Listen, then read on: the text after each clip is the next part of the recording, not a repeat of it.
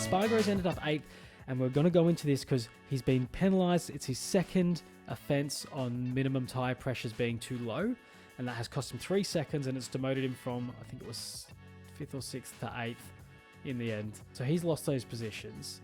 Now, interestingly, 3 other riders got picked up for minimum tyre pressures here. Marc Marquez got pulled up on it. Warning for him because it's his first offence. Pol Espargaro, keeping it in the family there on the tyre pressure rulings. His first offence, just a warning as well. And interestingly, Jorge Martin has been given a warning as his first minimum tyre pressure offence. Now, does this change the approach for him coming into Sepang? Because similar conditions it's going to be, isn't it? We're in the same part of the world, so conditions will be similar.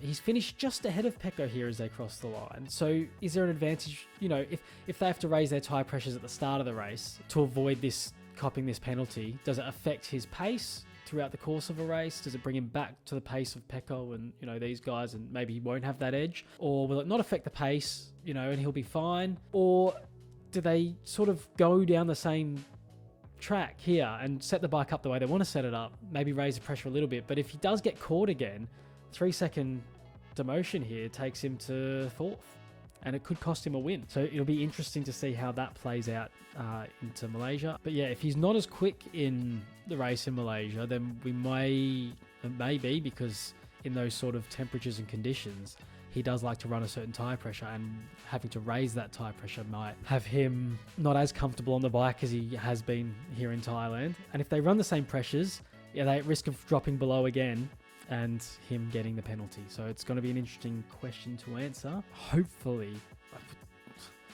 could end up with a bit of a farcical situation here where a tyre pressure rule affects the championship standings and the result come the end of the season. I'm really hoping that doesn't happen. But it is what it is. The rules are the rules, and that's we could see it having an effect, and I hope it doesn't.